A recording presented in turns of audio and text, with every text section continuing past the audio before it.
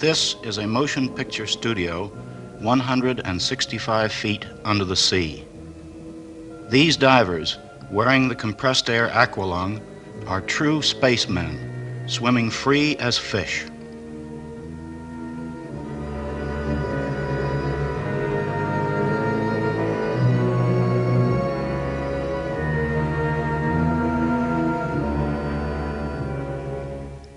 To make this film, they roamed deep under the Mediterranean, the Red Sea, and the Indian Ocean, in a mysterious realm, the silent world.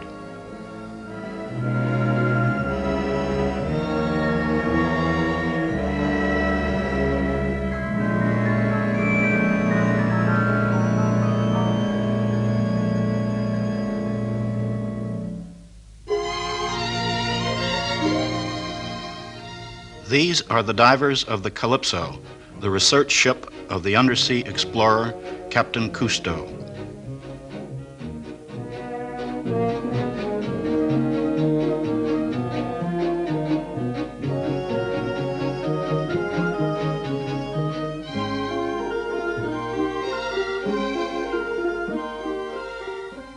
Another dive is over. We have made thousands in the 20 years since our curiosity first led us underwater.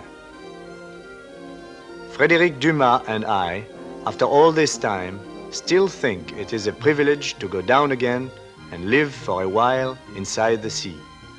And now we share this privilege with our friends of the Calypso team.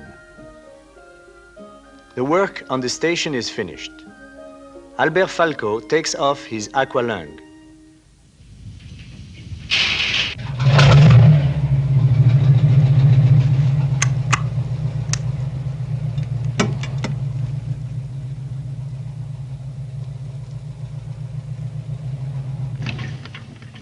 "12 divers, the Calypso, all our equipment are in the service of scientific research.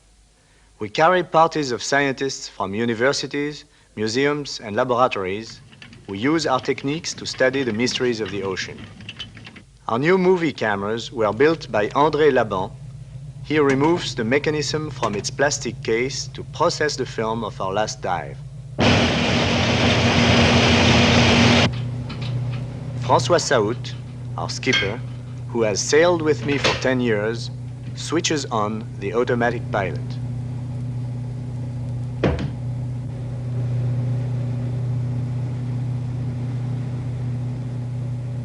The skipper plans the ship's course as well as our daily lives.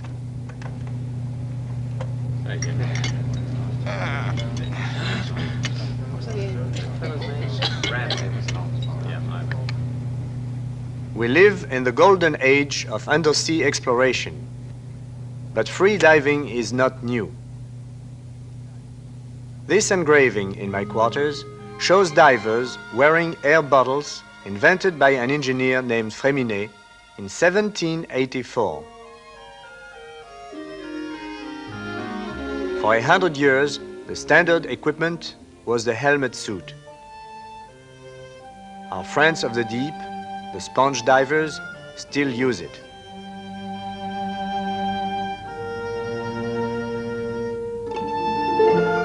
We meet one of the Greek sponge boats which ply the Mediterranean from Gibraltar to the Golden Horn. Let's introduce ourselves underwater. In our galley, we have a hatch which allows divers to go down through the ship's bottom when the sea is too rough or the weather too cold. Dumas and Falco slip through the hull unseen by the Greeks.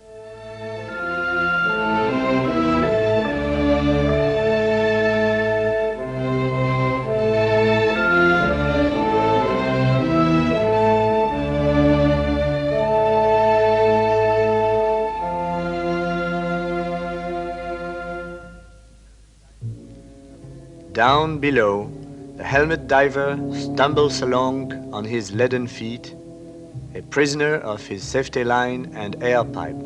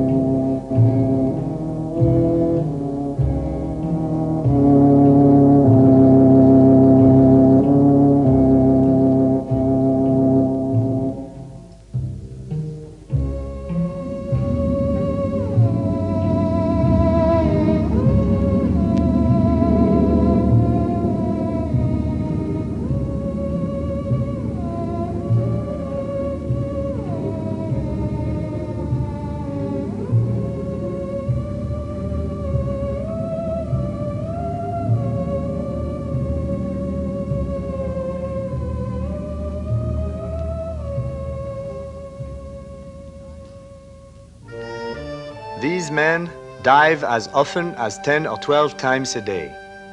Many sponge divers are killed every year, and many more are crippled by unnecessary dangers. The main peril is the bends.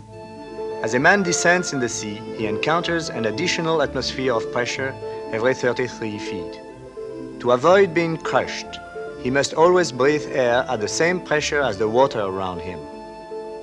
Thus, nitrogen, the main element in the air we breathe, dissolves increasingly in his blood and tissues. When he starts up, the gas bubbles out exactly like champagne being uncorked. The bubbles block off veins and arteries, interfere with the nervous system, and may cause death. Even mild attacks in the joints can disable a man for life. Divers who ignore these physical laws may be crippled like this old man.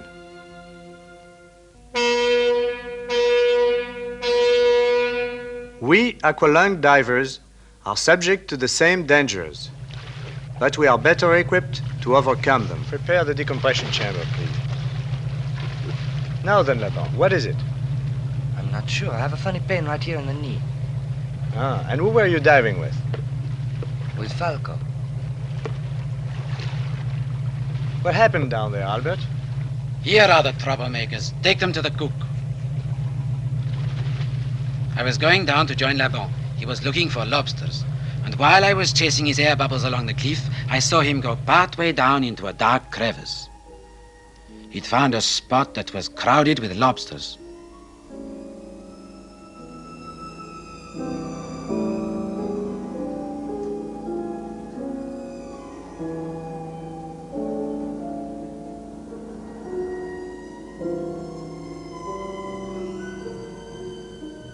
We'd already gone below 165 feet and hadn't reached the bottom of the cliff.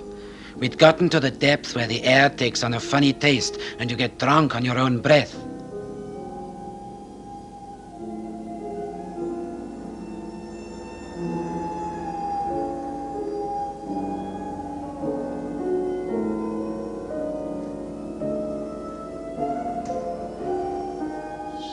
Suddenly, I hear a whistle from his air bottle. So I know his bottles are empty and he's on his last 5 minutes of emergency air.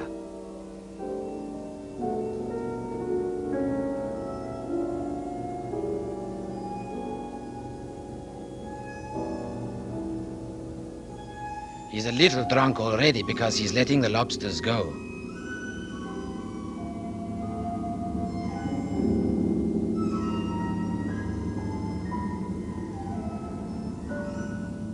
But it wasn't serious yet.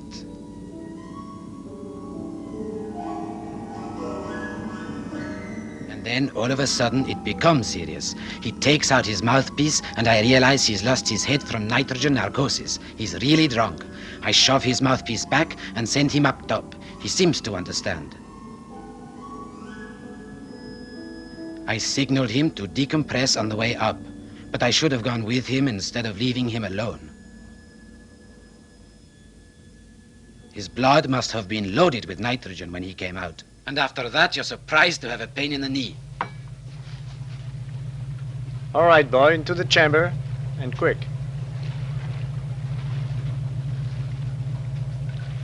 Do I have to, Captain? Absolutely.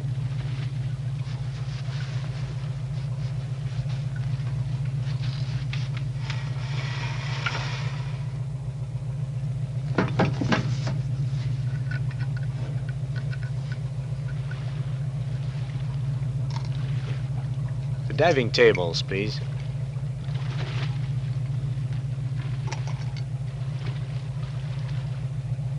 Hello, là-bas?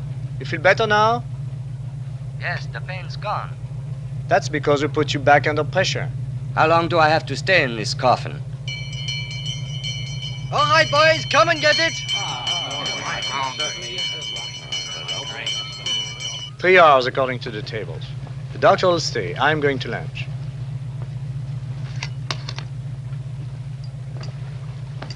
I hope you don't mind, Doc. Hey, my lobsters!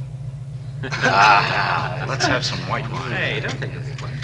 Oh, mind if I can I just You got any mayonnaise? Yeah, the mayonnaise will be. Pass it over. Just get these little bits out. Wonderful. A bit of bread and butter.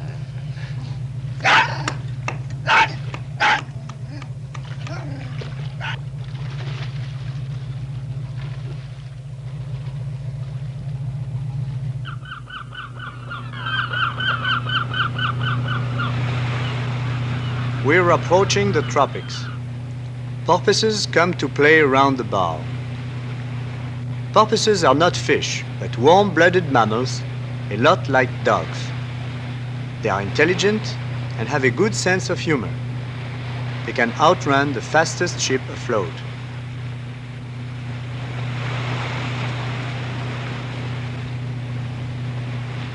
To watch the porpoises fooling around, Laban climbs down into the underwater observation chamber beneath the bow. Down there, you can hear them calling to each other in their little squeaky voices.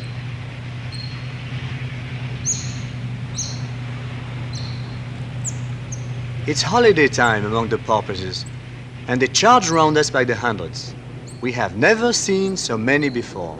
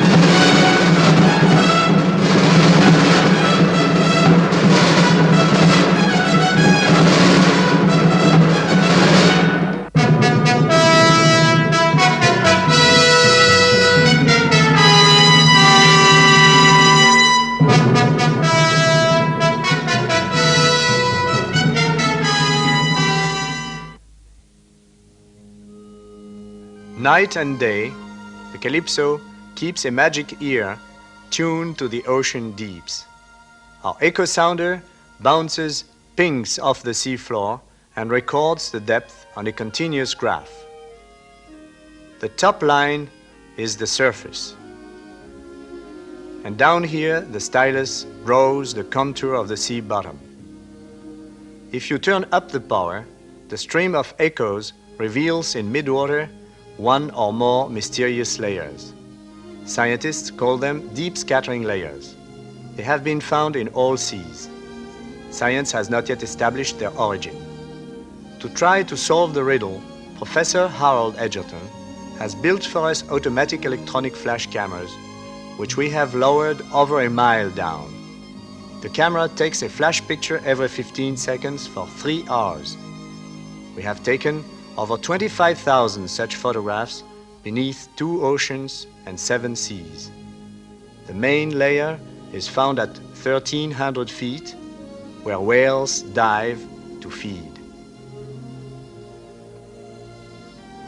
The echo sounder clearly shows the camera going down into the layer. We stop the winch and let the camera soak for 3 hours, flashing in the blackness of the deep.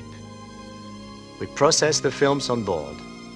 Most of the photos suggest starry skies. Others show jellyfish or weird colonies of tiny organisms, but the deep scattering layer still keeps its secret. The Calypso's scientists also use the classic instruments, such as the Nansen bottle. It is open at both ends and carries thermometers. At the chosen depth, a bronze messenger slides down the wire and traps the water sample.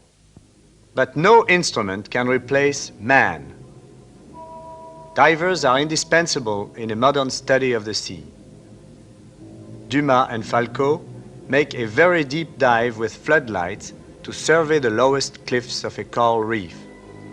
Down in the twilight zone, the last warm colors of sunlight fade into universal blue. 100 feet down, the divers switch on the lights and uncover colors which no man or fish had ever seen before. They often check their wrist depth gauges to establish the zones in which the different species live.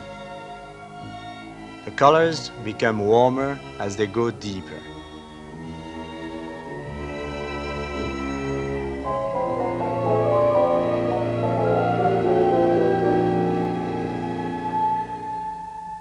"200 feet down, they enter the world of rapture, where compressed air steals a man's reason and the coral takes on nightmare shapes.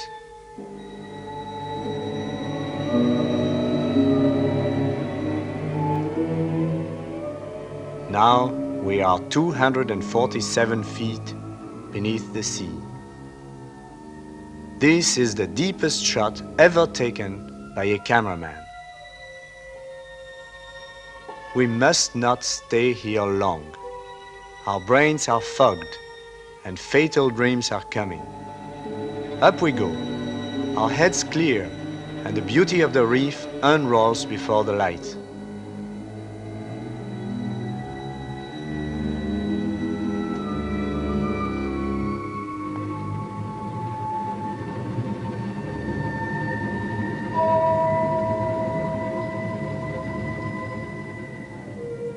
In order to take back a complete sampling of the reef, we must unfortunately cause some damage.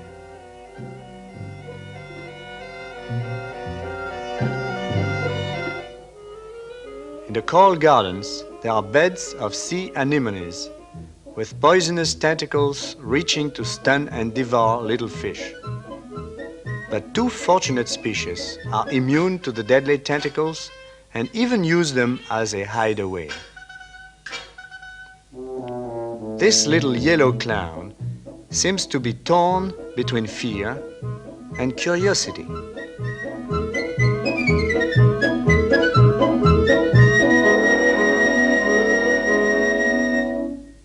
Another odd animal is the sea squirt, which swallows sand digesting what is edible and eliminating the rest.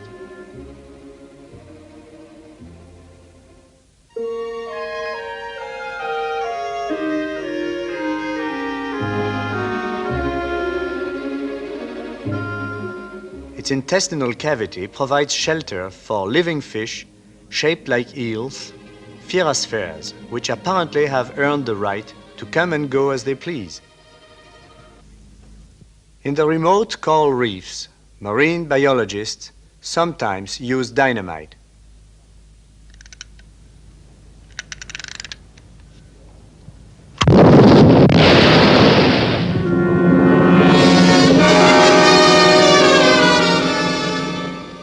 Commercial fishing with dynamite is illegal, an act of vandalism. But for the purpose of scientific study, it is the only method for taking a census of all the varieties in an area. For every 10 fish killed, only 1 or 2 float to the surface. The rest sink with injured air bladders, and only divers can collect them all. On the bottom, we swim into a tragic scene.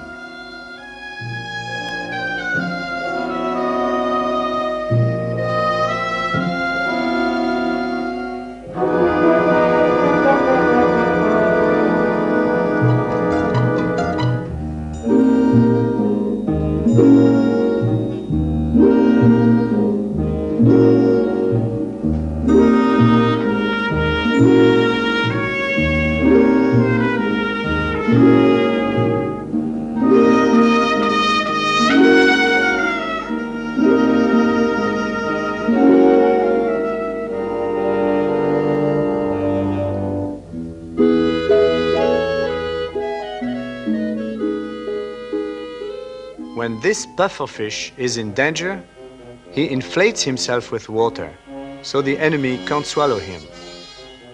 But the trick does not work against dynamite.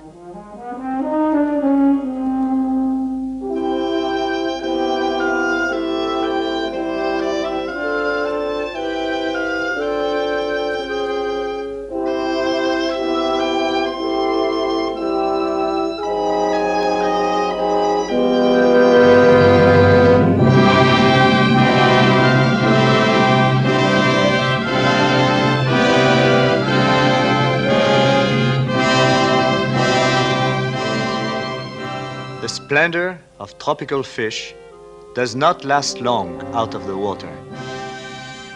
The colors fade even before the naturalist can sort them into his specimen jars.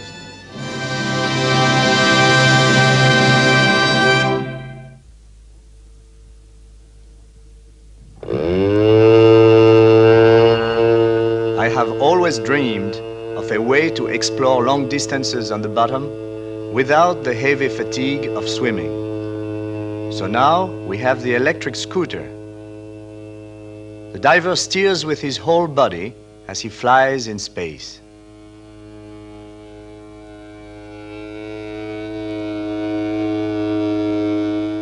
You can park the scooter neatly when you spot something interesting. No parking problem down here.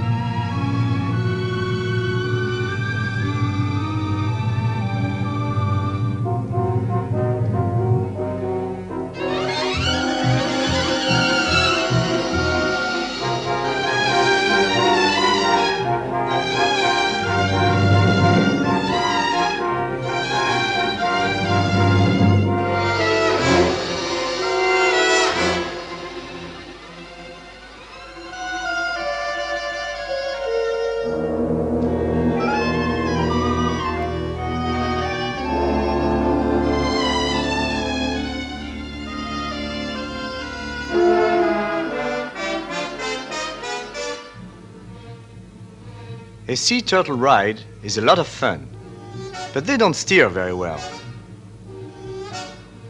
Besides, the turtle must go up to breathe.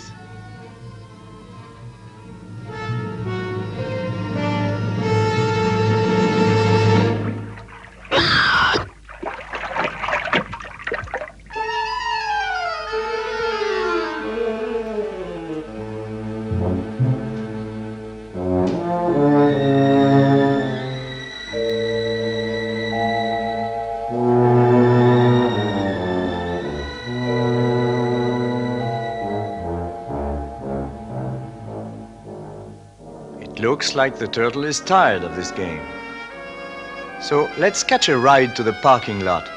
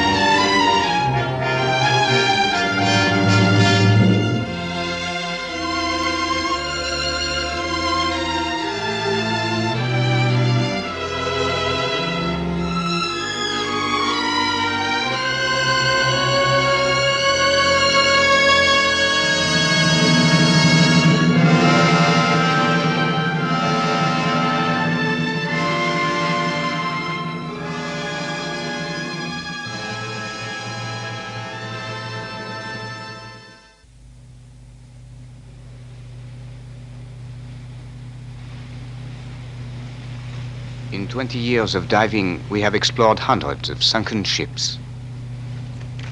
The wrecks that stick up above the surface have been looted or destroyed by the waves. There's nothing in them. They are of no interest whatever. These half-submerged wrecks aren't worth anything. I've never seen one well preserved in less than 60 feet of water.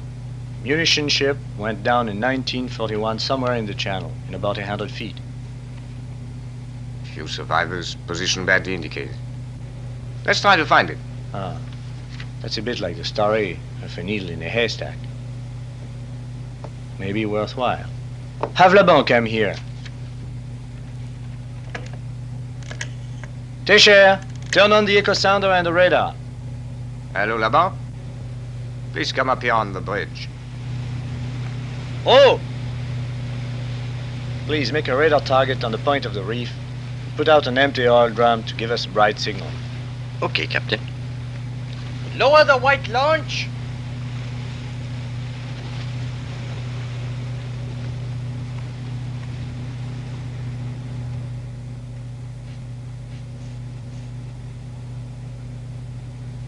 The ship must have gone down somewhere in this sector. Cover the area in a systematic way. All right, prepare a plotting sheet for ranges and bearings. Grab it!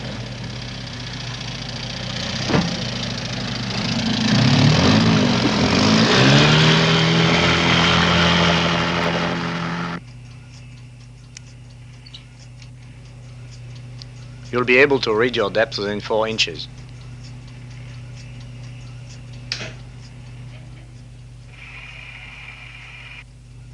The oil drum shows up right. All ahead 1/3, steer 050. Aye, Captain.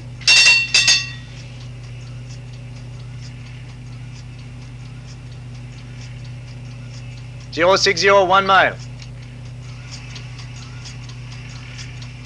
Something on the bottom. That's not a wreck, it's a school of fish. Bearing 217, range 2200.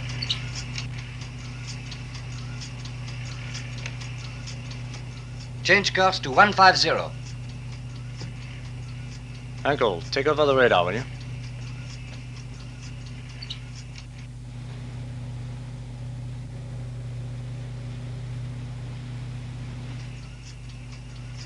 I would try the underwater chamber.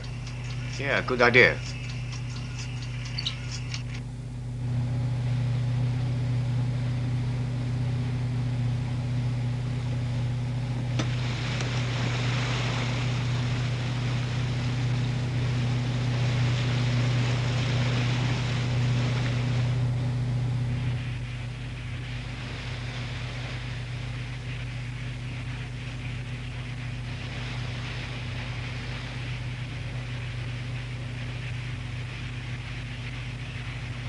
Is the water clear?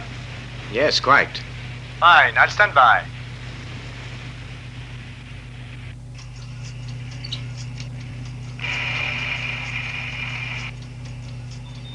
Bearing 208, range 2500.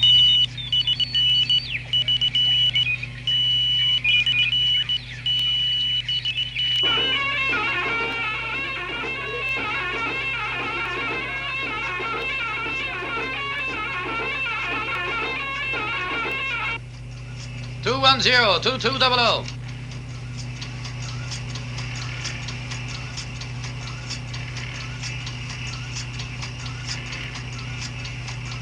Position. Bearing 211, range 2600. There she is. Dumas, see anything now? Still nothing. But the water's changing color. Reverse course to the left. Starboard engine ahead slow. Watch it now, Dumas. Look sharp. Fantail, bridge. Stand by with the boy. Falco and Pig, get ready.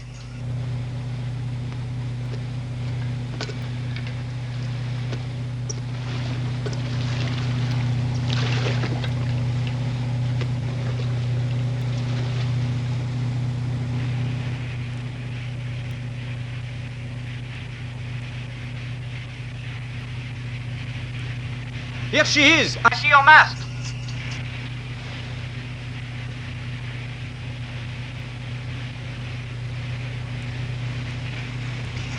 Hello, Fantail. In you go.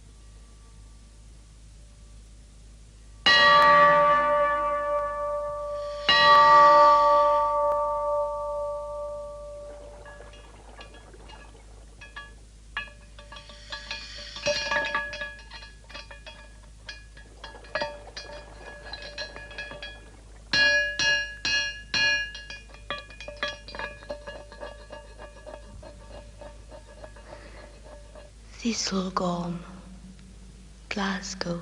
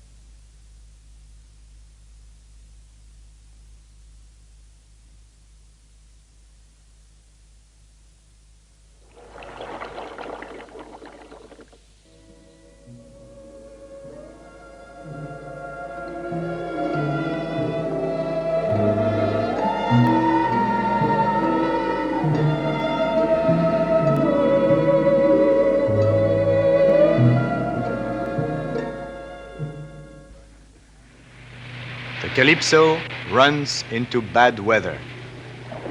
It is the southwest monsoon. For many days, we pitch and roll without relief.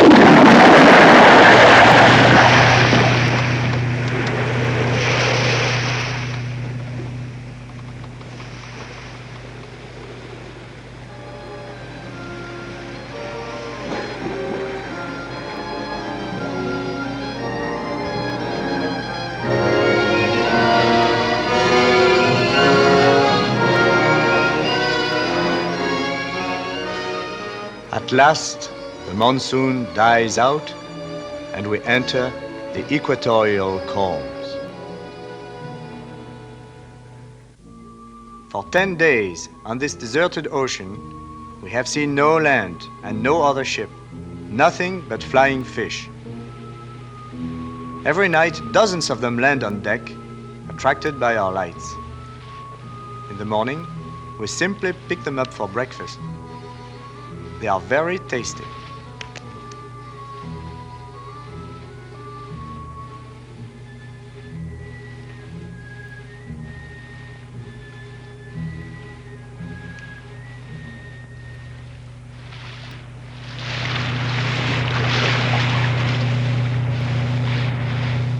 All day long, everyone aboard is watching for whales.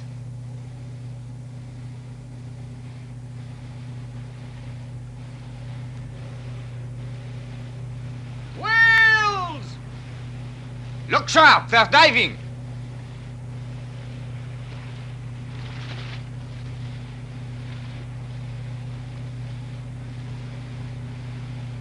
Left, full rudder!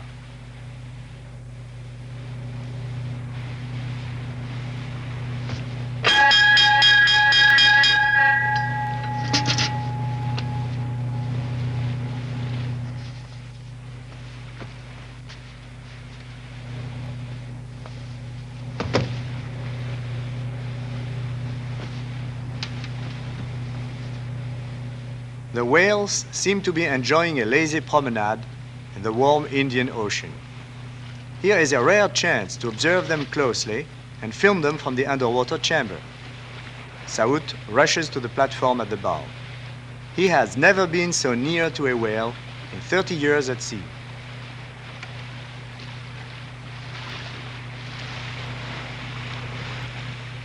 Now, under our skipper's nose is a whale 60 feet long, and he can't resist having a crack at it.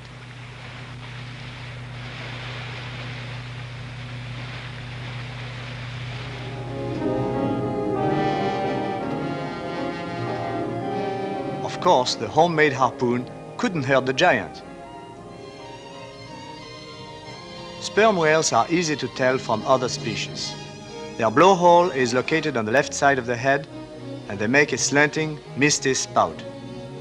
They can dive more than a half-mile straight down, but today they are just ambling along a few feet under the surface. They have teeth and live on squids and cuttlefish. You would think they had never seen a ship the way they let us approach so near. The Calypso rides among them for hours, and we study their behavior. Hurry, right full rudder! Right, full rudder.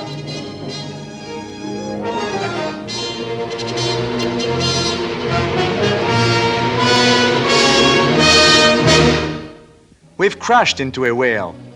The Calypso shakes from stem to stern. The underwater chamber is dented, and the whale has the wind knocked out of it.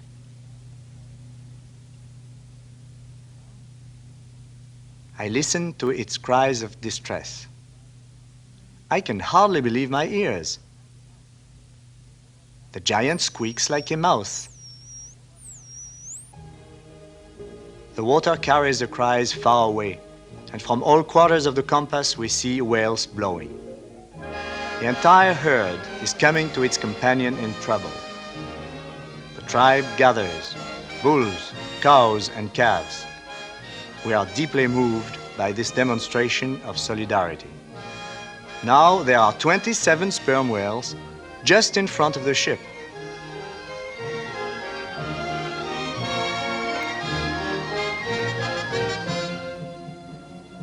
Then, before our eyes, the drama becomes a tragedy. A baby whale, 20 feet long, falls behind the pack with childish carelessness. Look out, it's drifting right under the ship.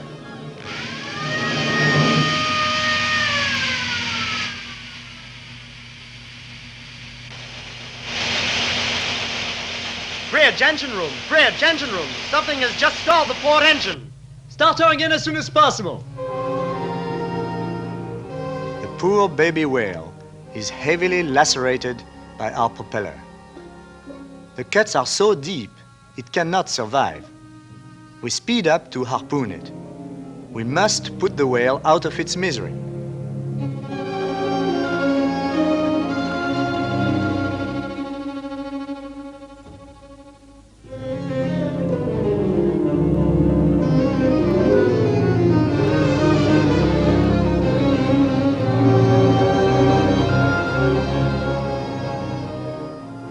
The little whale fights bravely to rejoin its parents.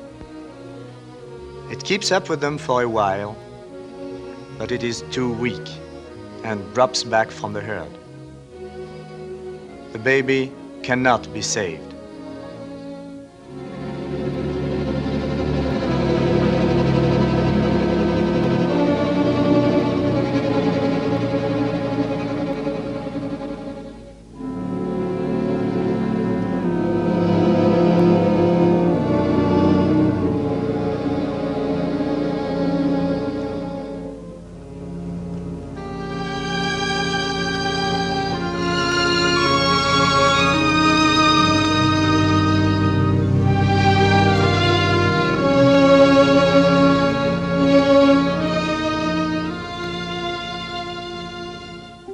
We all feel very bad about the little whale. Dumas gets his rifle and makes a merciful end to its suffering.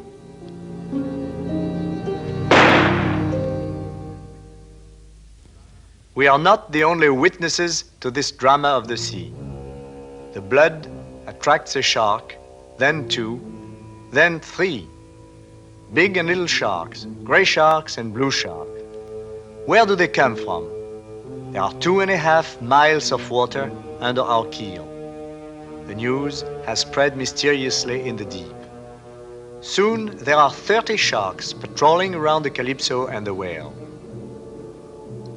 For us divers, sharks are mortal enemies. We have met them often before, but never so many and none so hungry.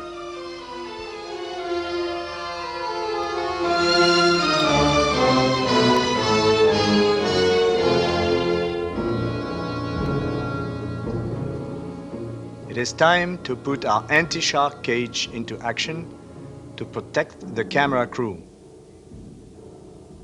I hope the cable will hold. So do they.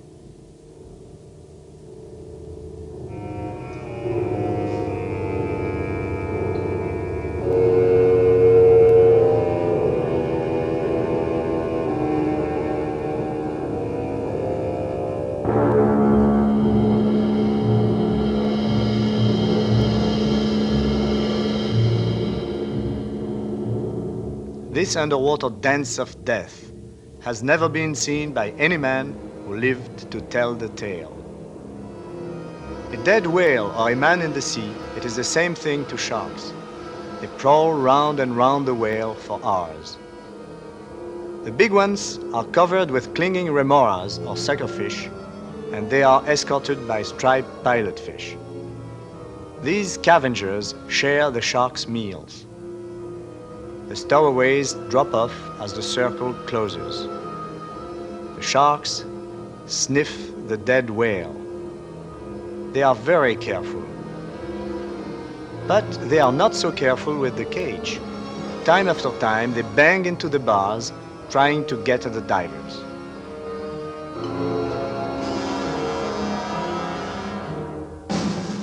Then comes the first bite. It is the signal for the orgy to begin.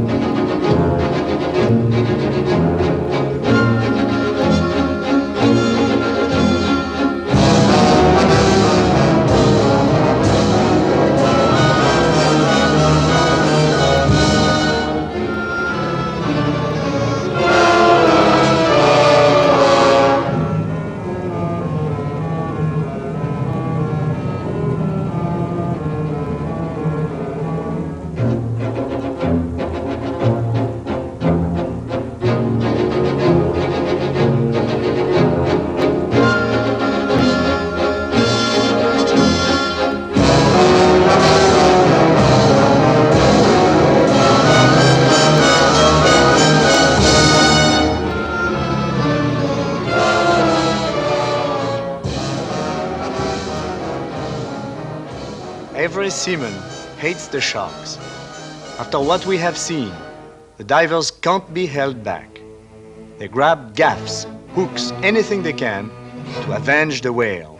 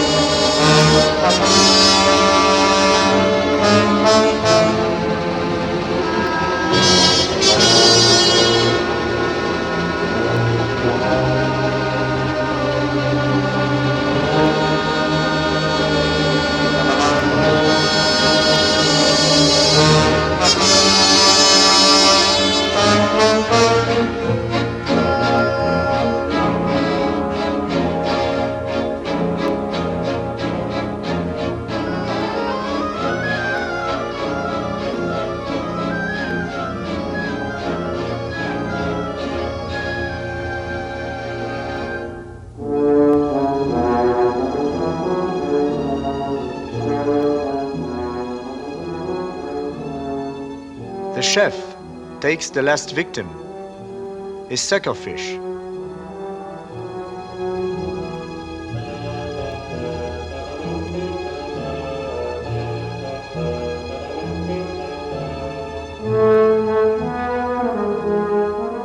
sail away, completely exhausted.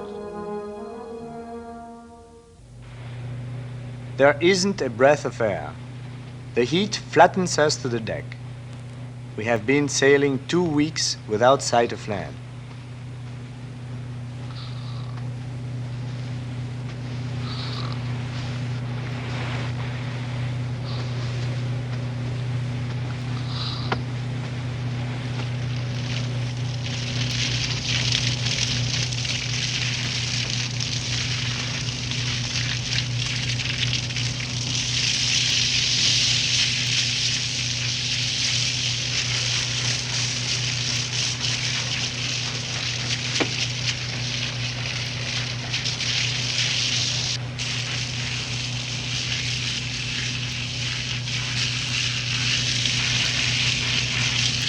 Still no land?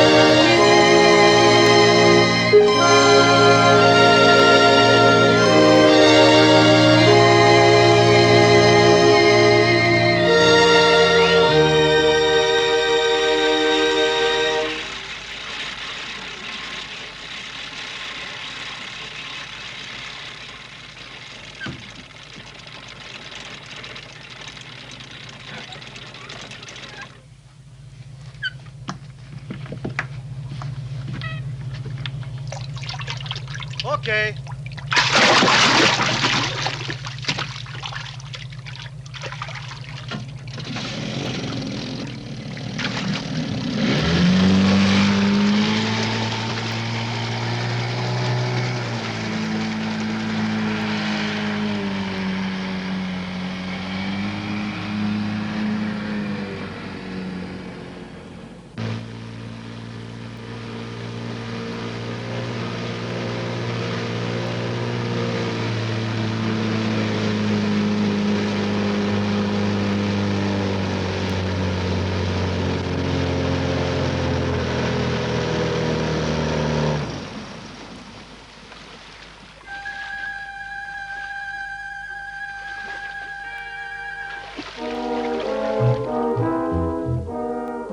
On our first look around, it seems like the desert island of our dreams.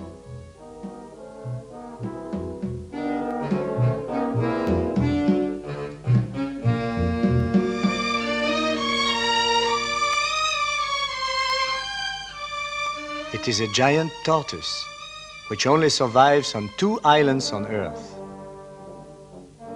These prehistoric monsters are strict vegetarians.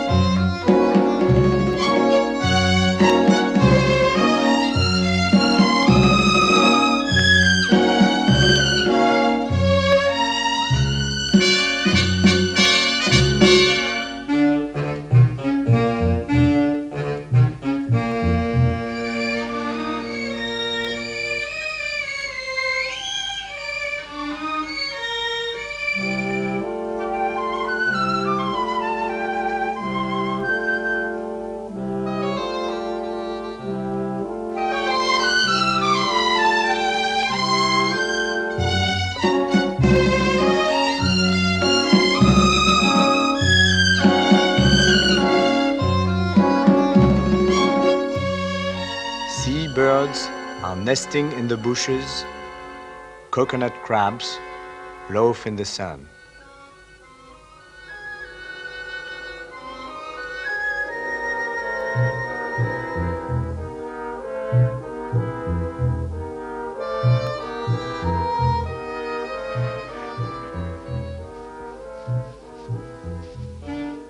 Footprints. Has an amphibious tank landed here? What made these tracks? Hello there. Good morning, sir. What are you doing? We're looking for eggs. Eggs? Yes, turtles from the sea, they come lay eggs in the sand. There is thousands and thousands round the island. It is mating season.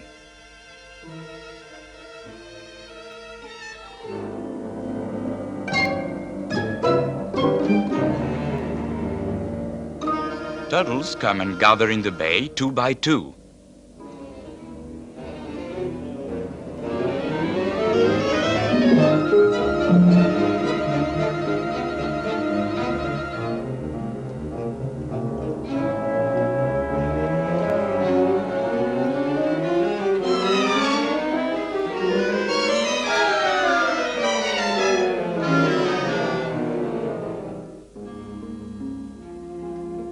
At night, the females are climb on the beach. The sand, it is still hot. They dig a nest, and then they dig a well for the eggs. Their hind legs, they are doing like spoon. That well, it must be very deep, or else the coconut crabs come and eat them eggs.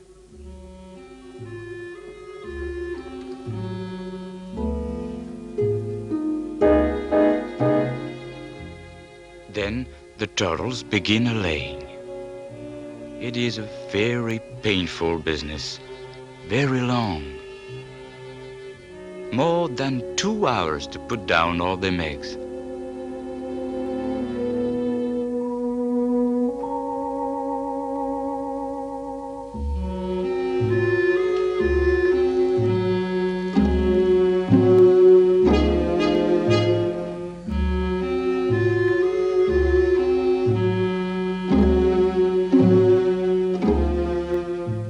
When she has finished laying, she covered the nest with the sand. She caresses it, gently, gently. And yet, perhaps never that turtle she will see her babies anymore. She is so tired that she can hardly get out of that nest. She can hardly crawl into the sea.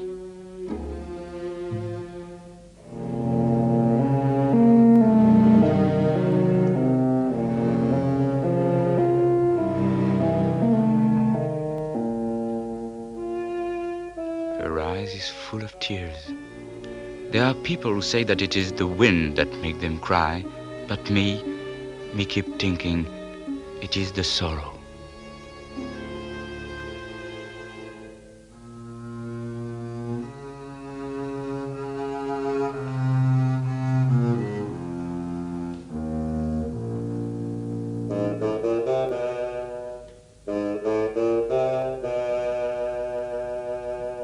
Two moons pass, and the sand begin to move everywhere. Baby turtles show their little heads.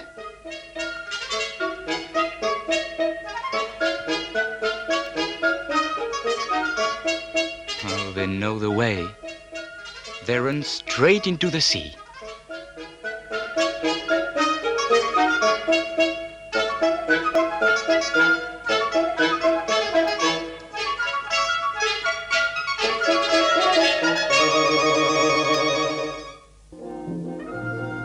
Never before has a ship been moored on this lost coral reef. The fish in the neighborhood rush to see the intruders, and this is the way we appear to them through the surface. We will prove our peaceful intentions by bringing them food. Delmas cuts up meat for the first dive into the virgin reef.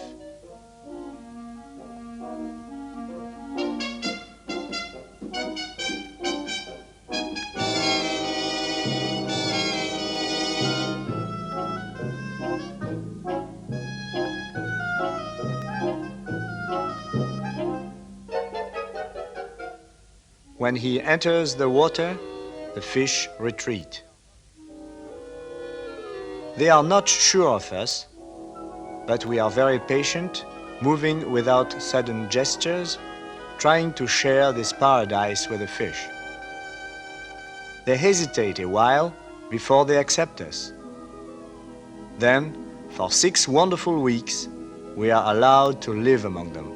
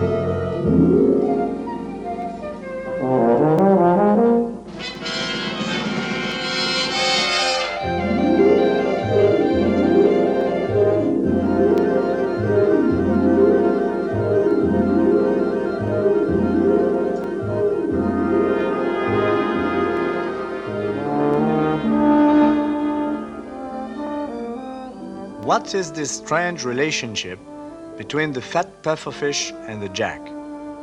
The puffer lives in coral caves, the jack is a raider of the open sea. Yet this is pure friendship. Can a man and a fish be as intimate?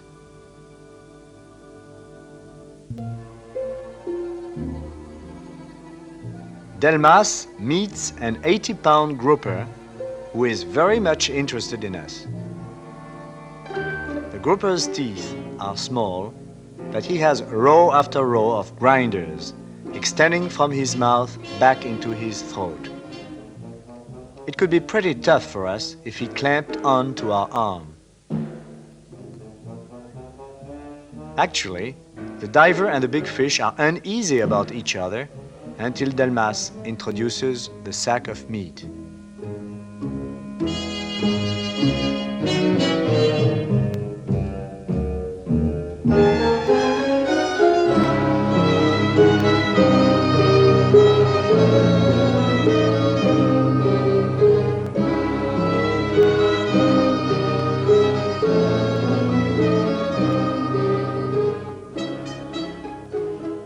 No, not the sack.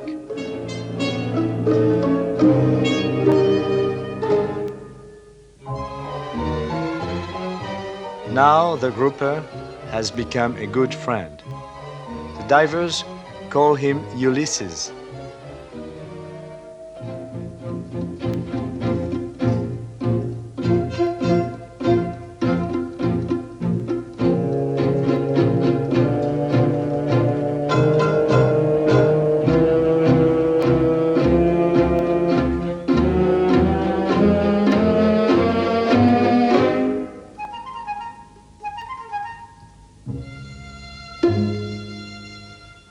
Ulysses, may I have the next waltz?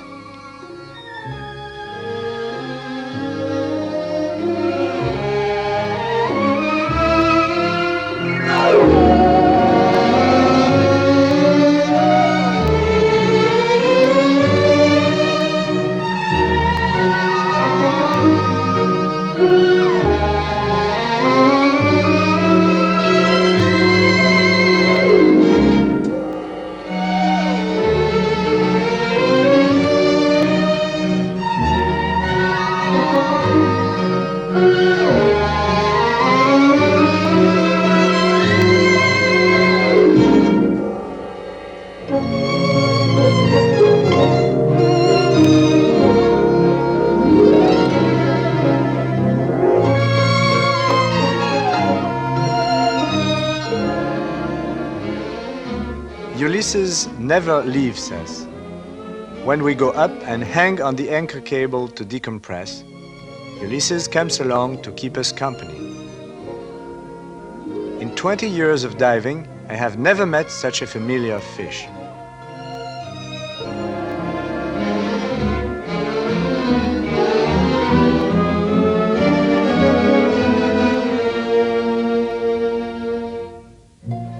The sack of food makes friends out of all the fish in the area.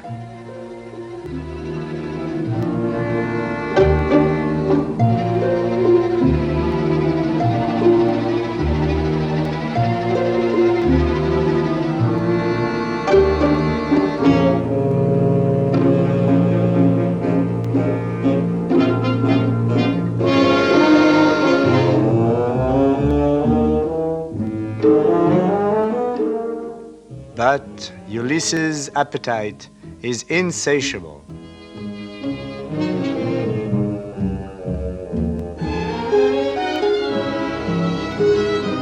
He is becoming a real nuisance. What'll we do?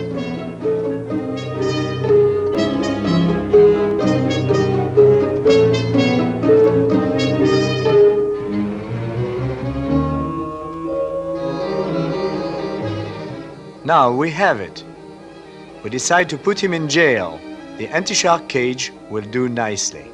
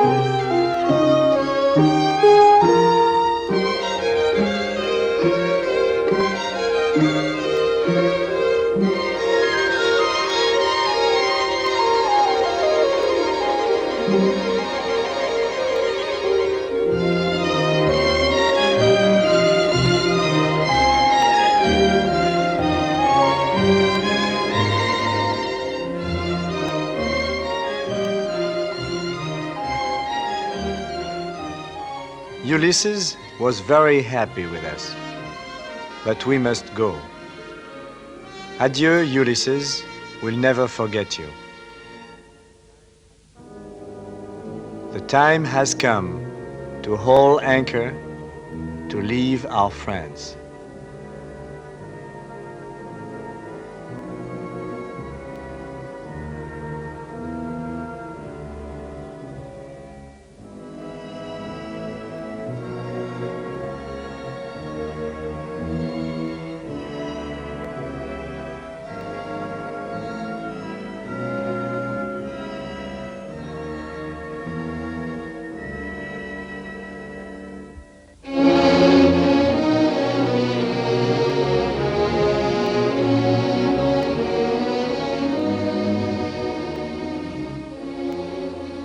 We have merely skimmed the surface of the ocean. Someday, we will go much deeper to new discoveries waiting in the silent world.